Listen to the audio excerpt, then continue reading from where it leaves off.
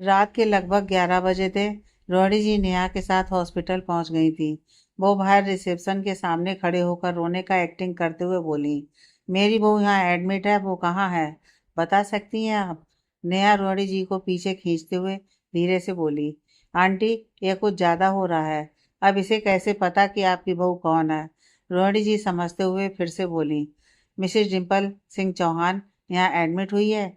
Reception के बताए हुए रूम नंबर को ढूंढते हुए रोहिणी जी नेहा के साथ जाने लगी। नेहा उन्हें समझाते हुए बोली, आंटी प्लीज आप ओवर एक्टिंग मत कीजिए, आप पर सूट नहीं करता है। विक्रम के सामने तो बिल्कुल भी नहीं। अच्छा ठीक है, लेकिन मैं जब विक्रम से बात करूं तो मुझे बीच में टोकना मत। दोनों उस रूम नंबर को देखते हैं, फिर उन्हें विक्रम नजर आता है। वो अपनी मॉम को देखकर उनके पास आता है और अपनी मॉम को देखते हुए इमोशनल हो गया। उसकी आंखों में आंसू थे। वो अपनी भावनाओं को छिपा नहीं सका और उन्हें सब कुछ बता देता है। रोहिणी जी मन में सोचते हुए बोली, इतना बड़ा एक्सीडेंट, क्या वो बच भी पाएगी? अगर बच भी गई तो मैं उसे विक्रम की जिंदगी में आने नहीं दूंगी। डॉक्टर बाहर आते हैं। उन्हें देखकर विक्रम उनके पास आया और पूछने लगा, डॉक्टर मेरी वाइफ ठीक है ना? मिस्टर चौहान, मैं अभी कुछ नहीं कह सकता हूँ। सर्जरी हो गई है, लेकिन सर में काफ़ी गहरी चोट लगी है। हो सकता है वो कोमा में भी चली जाएं। Please try to understand. Excuse me. Rohini ji doctor की बातें सुनकर मन में बोली, कोमा में चली जाएगी वो भी अच्छा ही है, पीछा तो छूटेगा किसी न किसी बहाने से। रोहिणी जी अपने बेटे से कुछ और कहती, उससे पहले वहाँ मिस्टर सिंघानिया आ गए थे। वो आते ही पूछ बैठे, मेरी डिम्पल कैसी है विक्रम? डॉक्टर ने कहा है कि उसकी सिचुएशन ठीक नहीं है, लेकिन मुझे पूरा भरोसा है कि वो ठीक हो जाएगी। उसे जल्दी होश आ जाएगा। आप ऐसे हताश ना हो। डिम्पल आपकी बेटी है, लेकिन वो मेरी पत्नी है। मैं डिम्पल को अपने साथ उसके घर ले जाने आया हूँ, क्योंकि मेरी बेटी का ख्याल हम रख सकते हैं। विक्रम, अगर वो तुम्हारे साथ तुम्हारे घर आई तो वो कभी ठीक नहीं हो सकती, क्योंकि वहाँ कुछ ऐसे लोग हैं जो चाहते ही नहीं है कि मेरी बेटी उस घर में तुम्हारे साथ रहे। अगर मैं झूठ बोल रहा हूँ तो तुम मुझे गलत भी बोल सकते हो। मैं डॉक्टर से बात करने जा रहा हूँ। मिस्टर सिंघानिया विक्रम को सुनाकर डॉक्टर के केबिन की तरफ बढ़ गए। तो रोहिणी जी अपने बेटे से बोली, मिस्टर सिंघानिया की बात तुम मान रहे हो? विक्रम, ये आप क्या बोल रही हैं मॉम? डिम्पल मेरी पत्नी है, इसलिए उसे मैं अपने साथ ले जाऊंगा। जिद मत करो। मिस्टर सिंघानिया डिम्पल के डैड है और तुम्हें उनकी बात माननी चाहिए, ना कि अपनी मनमानी करनी चाहिए। विक्रम कुछ नहीं कहता है, बस वो वहां से चला जाता है। इधर डॉक्टर से मिलने के बाद मिस्टर सिंघानिया अपनी बेटी को देखने आते हैं। अपनी बेटी की हालत को देखते ही उनकी आंखें भर आईं। वो कुछ बोल नहीं पा रहे थे। तभी पीछे से विक्रम कहता है, आप सही कह रहे हैं, डिम्पल को आप अपने साथ ले जाइए।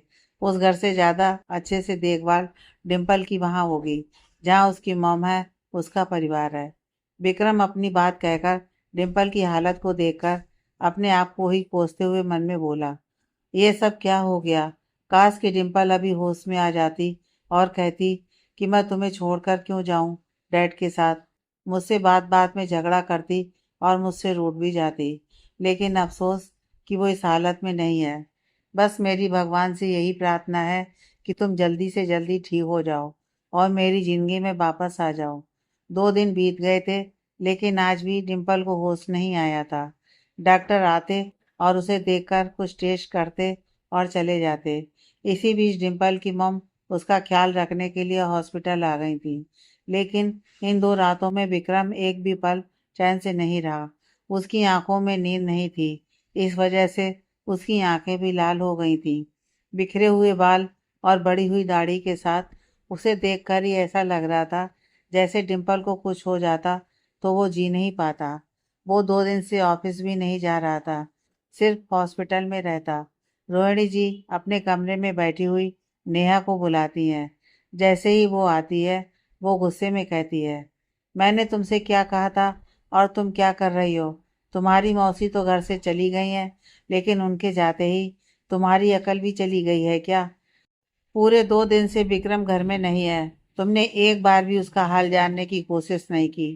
की थी कोशिश, उसे कॉल किया था, लेकिन वो डिम्पल के प्यार में पागल आशिक की तरह बन गया है, जिसकी महबूबा की मौत हो जाने के बाद जो हालत हो जाती है। अगर ऐसा ही रहा ना तो वो मेरा कभी नहीं हो पाएगा। आप चाहे जितनी भी कोशिश कर लें। रोहिणी जी गुस्सा हो जाती है।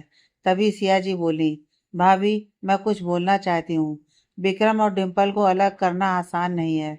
अगर उन्हें अलग करना ही चाहती हैं तो उन दोनों के बीच गलत फहमियों की दीवार डालनी होगी, और ये काम नेहा से बढ़कर कोई नहीं कर सकता है। तो नेहा, जैसा मैं कहती हूँ वैसा करो तो तुम्हें विक्रम मिल जाएगा।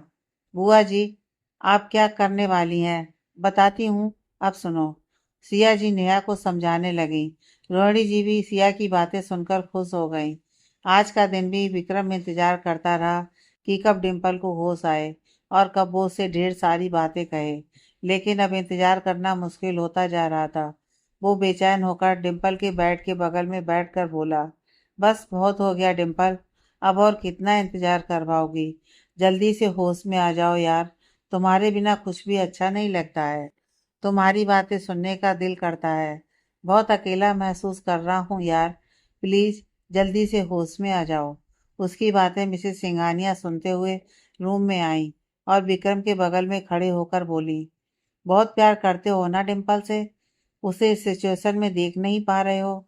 लेकिन विक्रम, तुम्हें इस दर्द में देखकर मुझे उस पल की याद आ गई जब मैं तुम्हारी जगह थी और डिम्पल की जगह मिस्टर सिंघानिया ऐसी ही बेचैन और परेशान सी होकर पागलों की तरह उन्हें दिन भर देखती रहती और उनके होश में आने का इंतजार करती रहती। हमारी शादी नहीं हुई थी, लेकिन मैं उनसे इतना प्यार करती थी कि उनके लिए कुछ भी कर सकती थी। लेकिन यह प्यार करना इतना आसान नहीं है। इसका ना दर्द से बहुत ही गहरा रिश्ता होता है। जब तक हमें एक दूसरे को खोने का डर न सताने लगे, जब तक एक दूसरे की आदत नहीं लग जाती, तब तक उस प्यार को हम प्यार नहीं कह सकते हैं। आप तो मिस्टर सिंघानिया से इतना प्यार करती हैं, आप उनके साथ रहती हैं, यह तो किस्मत वालों को मौका मिलता है। मिसेस सिंघानिया की आंखों में आंसू आ गए। वो विक्रम से बोली, हाँ, किस्मत वालों को मौका तो देती है, लेकिन आजमाती भी बहुत है। और जब प्यार करने वाला सिर्फ एक हो, तो पूरी जिंदगी इस उम्मीद में गुजर जाती है कि काश जैसा प्यार मैं उनसे करती हूँ वैसा प्यार मुझे भी मिलता। सब कुछ होते हुए भी हम सारी उम्र बस बिता देते हैं। प्यार का मतलब सिर्फ एक दूसरे के साथ होना नहीं होता है। तुम चिंता मत करो, तुम्हारी डिम्पल को कुछ नहीं होगा। अब जाकर थोड़ा सा आराम कर लो, मैं डिम्पल का ख्याल रख लूंगी। मिसेस सिंघानिया की बातों को मानकर विक्रम आराम करने के लिए घर जाने लगा। तभी उसके पास नेहा का कॉल आया। वो कॉल रिसीव करते हुए कहा, मैं घर ही आ रहा हूँ। इतना कहकर वो कॉल कट कर देता है, लेकिन नेहा के चेहरे पर मुस्कान आ गई थी। वो विक्रम के कमरे में आकर सारी चीज़ों को समेटने लगी। तभी सारे कपड़े कबर्ड में रखते हुए उसके हाथ से एक फाइल नीचे गिर जाती है। उस फाइल पर नज़र पड़ते ही वो उसे उठाकर पलट कर देखने लगी। ये तो मैंने एक्सीडेंट वाले दिन विक्रम के हाथ में देखी थी। आखिर इसमें ऐसा क्या है जिसे विक्रम ने कबर्ड में रखा है। नेहा उस फाइल को पलट कर देखती है तो उसके होश उड़ जाते हैं, क्योंकि ये तो आशा फाउंडेशन के पेपर थे। वो फाइल को लेकर रोड़ी जी के कमरे में हड़बड़ाते हुए आई और बोलने लगी, आंटी ये देखिए क्या है। पहले शांत हो जाओ, और इतनी हड़बड़ी क्यों हो रही है तुम्हें। आप जब देखोगी तब आपके होश उड़ जाएंगे। रोहिणी जी उस फाइल को देखकर हक्का बक्का रह गईं। उनके माथे पर पसीना आ गया था। वो होश संभालते हुए बोली, ये तो आशा फाउंडेशन की फाइल है। यही वो पेपर है जो पूजा की मौत बनी थी। इस पेपर को हासिल करने के लिए मैंने कितनी कोशिश की थी, लेकिन आज इतनी आसानी से मेरे हाथ में लगी। तुम्हें कहाँ से मिली ये फाइल। विक्रम के कबर्ड में। लेकिन ये फाइल तो मैंने डिम्पल के हाथ में देखा था जब वो रेस्टोरेंट में थी, और फिर विक्रम के हाथ में। कहीं इस फाइल को हासिल करने के लिए आपने पूजा का खून तो नहीं किया था ना। नेहा मुस्कुराते हुए बोली। तो रोहिणी मुस्कुराते हुए बोली, सिर्फ मैं अकेली नहीं थी, बल्कि सिया और तुमने मेरा साथ दिया, वरना मैं ये काम कर भी नहीं पाती। वो दिन आज भी मुझे याद है जब इस फाउंडेशन को हटाने के लिए पूजा से रिक्वेस्ट किया था। उसे मुंह मांगी रकम देना चाहती थी। इस आशा फाउंडेशन की जगह आलीशान होटल बनाने का विक्रम का सपना था, वो भी मेरे नाम पर। लेकिन वो पूजा तो इतनी जिद्दी थी कि उसने मेरी एक बात नहीं मानी और मजबूरन मुझे उसे ड्रिंक में जहर मिलाना पड़ा। और तुमने उसकी कार के ब्रेक फेल किए थे और सिया उस जहर को मिलाया था। इन सब में हम तीनों बराबर के पार्टनर थे। लेकिन अब यह सपना पूरा होने वाला है। नेहा की आंखों में भी चमक आ गई थी। वो मुस्कुराते हुए फिर से बोली, ये आशा फाउंडेशन की जमीन किसके नाम पर है? ये तो देख लीजिए, पूजा के नाम पर उसकी माँ ने ही तो किया था। तो फिर इसमें सोचने वाली कौन सी बात है? वो अब इस दुनिया में नहीं है, तो इस जमीन पर विक्रम का हक है। इस पेपर को आपने अच्छे से नहीं देखा क्या? क्या मतलब? नेहा रोहिणी जी से कुछ कहती, उससे पहले ही दरवाजे की बेल बजी। रोहिणी जी घबराते हुए बोली, मैं दरवाजा खोलती हूँ, तुम जाकर इस फाइल को संभाल कर मेरे बेड के नीचे रख देना। नेहा ऐसा ही करती है। रोहिणी जी दरवाजा खोलती हैं तो विक्रम था। उसकी हालत को देखकर रोहिणी जी बोली, विक्रम बेटा, क्या हालत बना लिया है तुमने अपनी? जाकर पहले फ्रेश हो जाओ, मैं तुम्हारे लिए कॉफी बनाती हूँ। कुछ खाओगे? मुझे अभी कुछ नहीं चाहिए मॉम, मैं अपने कमरे में जा रहा हूँ रेस्ट करने। उसके बाद हॉस्पिटल भी जाना है। तुम रहने दो, मैं थोड़ी देर में चली जाऊंगी। अगर ऐसे ही रहे तो तुम्हारी तबीयत खराब हो जाएगी। ठीक है मॉम, कहकर विक्रम अपने कमरे में चला गया। इधर रोहिणी जी भी तैयार होकर हॉस्पिटल के लिए निकल गई थी। दोपहर के लगभग 1 बजे हॉस्पिटल में आखिरकार डिम्पल को होश आ गया और वो उठते ही धीरे से बोली, मिस्टर चौहान। डिम्पल की मॉम अपनी बेटी को होश में देखकर खुश होते हुए बोली, डिम्पल मेरी बच्ची, तुम्हें होश आ गया। भगवान, आपका दिल से शुक्रिया, मेरी बच्ची होश में आ गई है। मैं डॉक्टर को बुलाती हूँ। डिम्पल अपने चारों तरफ देखती है तो विक्रम कहीं नजर नहीं आया। तो वो अपनी माँ से सवाल करते हुए बोली, मॉम मिस्टर चौहान कहाँ है? क्या वो यहाँ नहीं है? तभी रूम के अंदर आते हुए रोहिणी जी डिम्पल को होश में आते हुए देखकर बोली, डिम्पल बेटा ठीक हो ना? कैसा लग रहा है तुम्हें? हमारी तो जान अटक गई थी तुम्हारे एक्सीडेंट का सुनकर, लेकिन अब तुम ठीक हो। आप यहाँ, मिस्टर चौहान यहाँ नहीं है क्या? रोहिणी सच छिपाते हुए बोली, अब तो तुम अच्छे से जानती हो ना बेटा, विक्रम को कितना काम होता है ऑफिस में।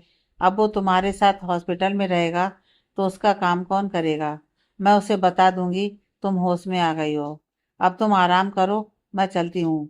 रोहिणी जाने लगी और पलटकर डिम्पल के उतरे हुए चेहरे को देखकर बोली, मैं तुम्हें नहीं बताऊंगी कि विक्रम तुम्हारे पास ही था, क्योंकि इससे तुम दोनों के बीच की दूरियां और कम हो जाएंगी, जो मैं नहीं चाहती हूँ। डिम्पल, तुम्हारा विक्रम से दूर रहना बहुत जरूरी है। डिम्पल मन में सोचते हुए बोली, मिस्टर चौहान के पास मेरे लिए टाइम नहीं है। वो ऑफिस के कामों में इतने बिजी हैं कि उनकी वाइफ का एक्सीडेंट हो गया और वो हॉस्पिटल में एडमिट है। क्या उनके लिए मुझसे बढ़कर ऑफिस है? तभी मिस्टर सिंघानिया आ जाते हैं और अपनी बेटी को होश में देखकर उसके पास आते हैं और सर पर हाथ रखते हुए बोले, बेटा घर चलें अब।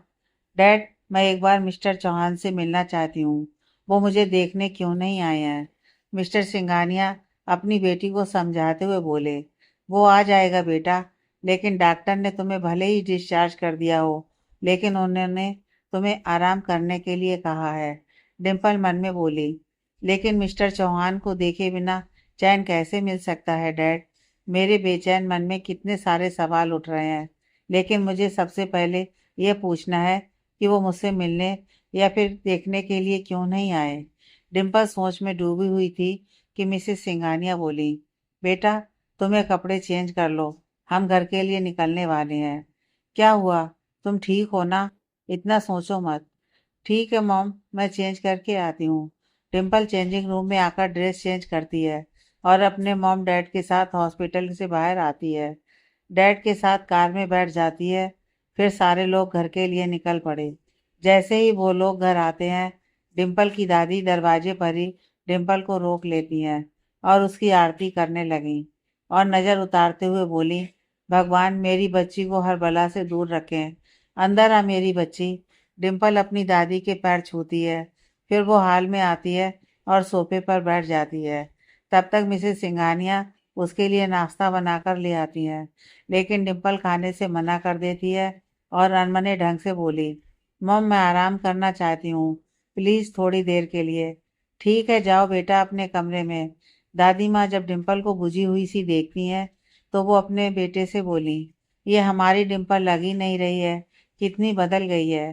पहले कैसे हर बात में हंसती रहती थी, मुझसे इतने प्यार से और मजाकिया अंदाज में बात करती थी।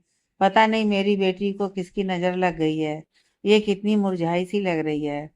माँ, आपकी पोती अब यहाँ रहेगी तो पहले की तरह बन जाएगी। आप ज़्यादा सोचिए मत।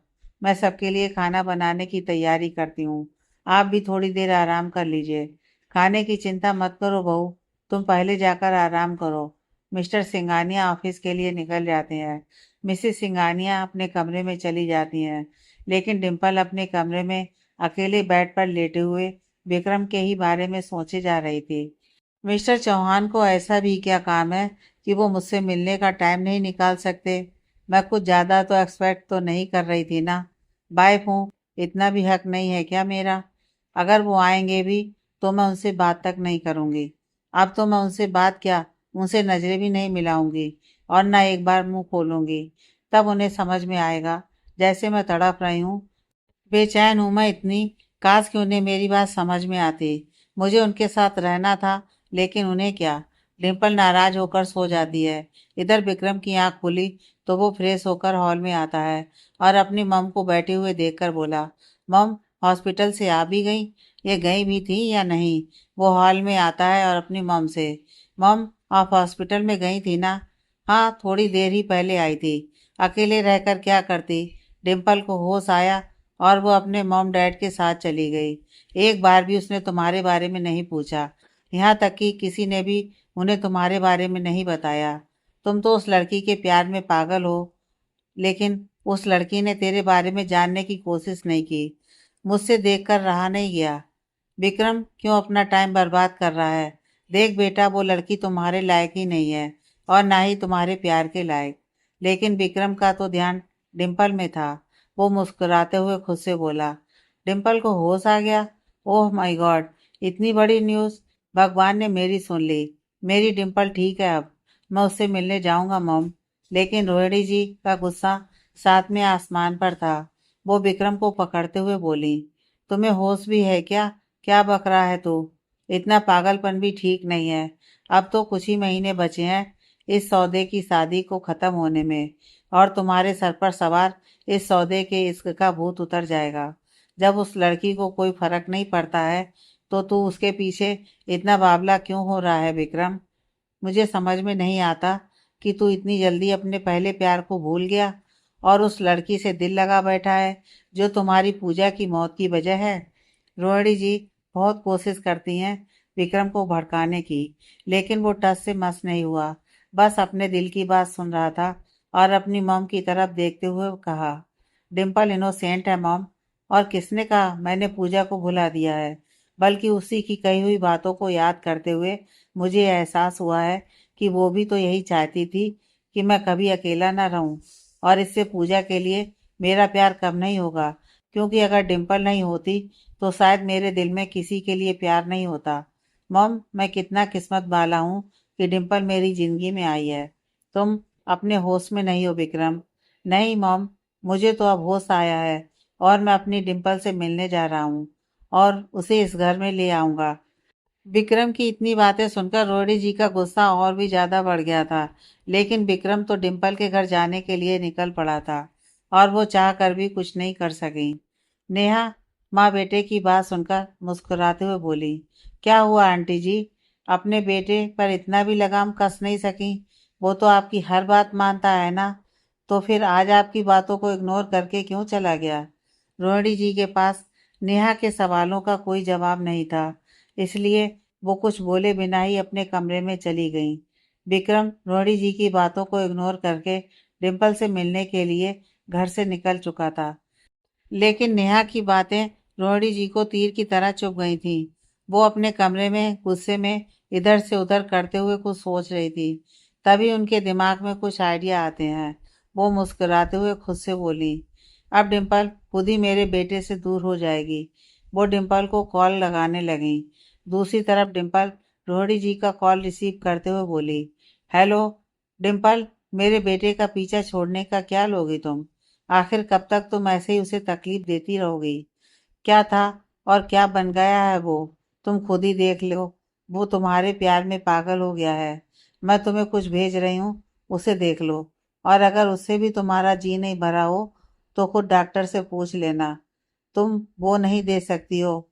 सच तो यह है कि तुम कभी माँ नहीं बन सकती हो डिम्पल। जब तुम मेरे बेटे को वो खुशी नहीं दे सकती हो तो उसकी जिंदगी से निकल क्यों नहीं जाती हो? आजाद कर दो उसे अपने झूठे रिश्ते से। डिम्पल अवाक रह गई। लेकिन इतना बड़ा झूठ मिसेस चौहान कैसे बोल सकती हैं? वो खुद को संभालते हुए बोली, आप इतना बड़ा झूठ कैसे बोल सकती हैं? सच तो यह है कि आप कभी चाहती ही नहीं है कि मैं विक्रम की जिंदगी में रहूं। लेकिन अब बस कीजिए आप चाहती हैं ना मैं विक्रम की जिंदगी से चली जाऊं? तो आप चिंता मत कीजिए, मैं खुद उसकी जिंदगी से चली जाऊंगी। लेकिन किसी को इतना बड़ा झूठ मत बोलिए। तुम्हें मेरी बातें झूठी लग रही हैं ना? ठीक है, तो अपनी रिपोर्ट एक बार जरूर पढ़ लेना, क्योंकि मैं तुम्हारी रिपोर्ट पढ़ चुकी हूँ। डिम्पल सारी बातें सुनकर कॉल कट कर देती है। लेकिन रोहिणी जी क्या क्या बोल रही थी, सारी बातें नेहा सुन चुकी थी और वो चौंकते हुए मन में बोली, कितनी शातिर है ये डिम्पल, को रास्ते से हटाने के लिए ये किस हद तक जा सकती है। मैंने सोचा नहीं था। नेहा चुपके से चली जाती है। लेकिन डिम्पल परेशान हो गई थी। उसे समझ में नहीं आ रहा था कि आखिर वो रोहिणी जी की बातों पर विश्वास करे या नहीं। हो सकता है सच कह रही हो वो, लेकिन वो झूठ भी बोल सकती है ना। तभी डिम्पल की मम वहां आती है और अपनी बेटी को परेशान देखकर बोली, क्या हुआ मेरी प्रिंसेस को? अब इतने सुंदर और प्यारे चेहरे पर परेशानी दिखे, ये तो अच्छी बात नहीं है ना बेटा। बताओ, इतना परेशान क्यों हो? डिम्पल उन्हें रोहिणी जी की सारी बातें बता देती है। सारी बातें सुनकर डिम्पल की मॉम अपनी बेटी को समझाते हुए बोली, तो क्या तुम्हें रोहिणी जी की बातों पर विश्वास है? नहीं मॉम, क्योंकि वो चाहती ही नहीं कि मैं मिस्टर चौहान के साथ रहूं। वो तो पहले दिन से ही मुझे नापसंद करती थी। लेकिन अगर वो सच बोल रही हैं तो मैं मिस्टर चौहान से अलग हो जाऊंगी, चली जाऊंगी उनकी जिंदगी से। उसके बाद जी पाएगी जब विक्रम के बिना? मान लो तुम रोकर अपनी जिंदगी काट लोगी, लेकिन विक्रम का क्या होगा? वो तो जी ही नहीं पाएगा। वो तो तुमसे दूर होने से ज्यादा मरना पसंद करेगा। डिम्पल को अपनी मम की बातों से ताज्जुब हुआ। वो अपनी मम को हैरानी से देखते हुए बोलने लगी, ऐसा आपको लगता है मॉम, लेकिन मुझे तो लगता है वो सेल्फिश है। उसे मेरी जरा सी भी फिक्र नहीं। फिक्र होती तो मुझे हॉस्पिटल में छोड़कर अपने ऑफिस का काम नहीं करते। क्या उसे मेरी जरा सी भी फिक्र नहीं थी? वो मुझे देखने तक नहीं आए मॉम। मैं उनका इंतजार करती रही। वो सेल्फिश हैं और सिर्फ खुद से प्यार और खुद की फिक्र करते हैं। डिम्पल की मॉम उसे अपनी तरफ करते हुए गुस्से में बोली, तूने अगर विक्रम को एक और बार सेल्फिश और खुद से प्यार करने वाला कहा ना, तो मैं भूल जाऊंगी कि तुम मेरी बेटी हो। पागल लड़की, तुझे क्या लगा विक्रम तुझसे मिलने नहीं आया? उसे तेरी फिक्र नहीं है? जिस पल से तुम्हारा एक्सीडेंट हुआ है ना, उस पल से उसकी आंखों में देखती कितना बेचैन था। उसे मैंने तुम्हारे लिए रोते हुए देखा। अगर तुम्हें कुछ हो जाता तो वो जी नहीं पाता। मैं और तुम्हारे डैड जितना तुम्हारे पास नहीं रहे, वो बेचारा बिना पलक झपकाए तुम्हारे पास बैठा रहा। नींद, भूख, प्यास सब कुछ भूल गया। उसने सारे भगवान से प्रार्थना की तुझे होश आ जाए। तू ऐसे महान इंसान पर इतना बड़ा इल्जाम कैसे लगा सकती है? वो खुद से ज्यादा तुझसे प्यार करता है, तुम्हारी फिक्र करता है। ऐसे इंसान के बारे में तू ऐसा कैसे बोल सकती है? वो हॉस्पिटल इसलिए तुझसे मिलने नहीं आ सका क्योंकि मैंने ही उसे भेजा था। उसकी हालत मुझसे देखी नहीं जा रही थी। वो तो तुझे छोड़कर जाना ही नहीं चाहता था। डिम्पल चौंक गई और उसकी आंखों में आंसू आ गए। वो अपनी मॉम से माफी मांगने लगी तो उसकी मॉम उसे समझाते हुए बोली, किस्मत वाली है तू डिम्पल, जिसे इतना प्यार करने वाला पति मिला है। वरना दूसरों की किस्मत में सिर्फ दर्द और आंसू के सिवाय कुछ नहीं होते हैं। मैं खुश हूँ कि मेरी बेटी को इतना प्यार और समझने वाला इंसान मिला। अब रोना बंद कर। मैं तुम्हारे लिए खाना लेकर आई हूँ, खा ले। और उसके बाद दवाई भी लेनी है तुम्हें। मैं तुम्हारी दादी को खाना देने जा रही हूँ। डिम्पल खुश थी, लेकिन उसे अफसोस भी हो रहा था कि उसने उस इंसान के बारे में गलत सोचा जो उसके लिए सब कुछ है। विक्रम से माफी मांगने के लिए डिम्पल उसे कॉल लगाने लगी। डिम्पल अपनी मॉम की बातों को सुनकर खुश हो गई। साथ ही साथ उसे अफसोस हो रहा था कि उसने विक्रम को कितना गलत समझा। जब उसे पता चलेगा तो उस पर क्या बीतेगी, इस बात को लेकर डिम्पल की आंखें भर आईं।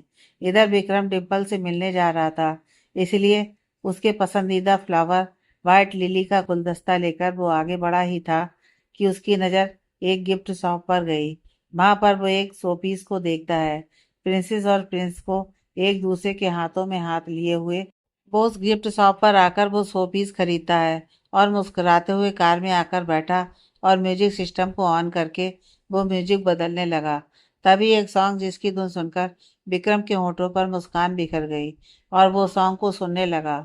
सॉन्ग जैसे ही खत्म होता है वैसे ही विक्रम कार की ब्रेक लगाता है और सामने सिंगानिया हाउस को देखकर मुस्कुराते हुए वो गुलदस्ता और गिफ्ट लेकर दरवाजे की बेल बजाने लगा।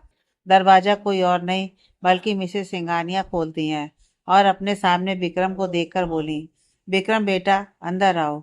विक्रम उनके पैर छूता है, वो आशीर्वाद देती हैं और हॉल में लेकर आती हैं और बैठने के लिए कहती हैं। विक्रम चाय या फिर कॉफ़ी क्या लोगे बेटा?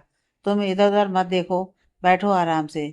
विक्रम झेपते हुए हॉल में लगे हुए काउच पर बैठ जाता है, लेकिन उसकी आंखें सिर्फ डिम्पल को ढूंढ रही थी। मिसेस सिंगानिया किचन में गईं। उनके जाते ही विक्रम डिम्पल को ढूंढने छत पर चला गया और जिस कमरे में डिम्पल थी वो उस कमरे में झांक कर देखने लगा। वो जगी है या सोई हुई है, लेकिन डिम्पल जगी हुई थी और बेड पर लेटे हुए खिड़की की तरफ देख रही थी। तभी आहिस्ता से विक्रम कमरे में दाखिल हुआ। उसके आने की आहट डिम्पल को सुनाई देती है। वो जैसे ही पलटकर देखती है उसके चेहरे पर एक बड़ी सी मुस्कान बिखर गई। वो बेड से नीचे उतरकर विक्रम के पास आकर बिना कुछ बोले उसके गले लग गई। विक्रम की तो जैसे बोलती बंद हो गई। वो वो भी अपने दोनों बाहों में डिम्पल को भर लिया। वो दोनों को देखकर ऐसा महसूस हो रहा था जैसे कितने वर्षों की जुदाई हो और एक दूसरे के लिए तड़प उन दोनों को ऐसे मिलते देखकर मिसेस सिंगानिया देख लेती हैं और मुस्कुराते हुए वहां से चली गईं। डिम्पल अभी भी विक्रम की बाहों में थी। उसे ऐसा महसूस हो रहा था कि काश ये वक्त यहीं थम जाए और वो ऐसे ही रहे, जैसे कोई सालों बाद बिछड़ कर मिला हो, जैसे आसमान से बरस रहा पानी धरती की प्यास बुझा रही हो। उन दोनों के बीच इतनी दूरियां तो नहीं थी, फिर भी एक दूसरे को खोने का डर था। डिम्पल विक्रम से अलग हो गई थी, लेकिन अभी भी उसने उसके कंधे पर हाथ रखे हुए थी। वो विक्रम की आंखों में देखते हुए बोली, I am sorry Vikram. Dimple के चेहरे को अपने हाथों में भरते हुए कहा, सॉरी क्यों बोल रही हो? आपको समझने में मुझसे गलती हो गई थी। कितनी बड़ी गलतफहमी हो गई थी मुझे। मैं आपको इतना गलत कैसे समझ सकती हूँ? कैसे भूल सकती हूँ कि जिसे मैं अपनी ज़िंदगी कहती हूँ, जिसके बिना मैं कुछ नहीं हूँ, वो मेरे लिए क्या कर सकता है? मैंने आपको गुस्से में बहुत कुछ बोल दिया। मैंने आपको मुझे कुछ नहीं सुनना है। मेरी आंखों में देखो डिम्पल और बोलो, क्या मैं रह सकता हूँ तुम्हारे बिना? सांस लेना मुश्किल हो जाता है मेरा जब तुम्हें नहीं देखता हूँ। तुम तो मुझे अच्छी तरह से समझती हो ना, फिर भी अपने मिस्टर चौहान को समझ नहीं पाई। गलती हो गई मुझसे, लेकिन अब आपसे कोई शिकायत नहीं है, कुछ भी नहीं। बस मुझे आपके साथ रहना है मिस्टर चौहान, अब और दूरी नहीं। अब कोई हमारे बीच नहीं आएगा। लेकिन लेकिन क्या डिम्पल, क्या कहना चाहती हो तुम? विक्रम कहता है तो डिम्पल उससे अलग होते हुए बोली, आपसे तो कोई बात नहीं छिपी है मिस्टर चौहान।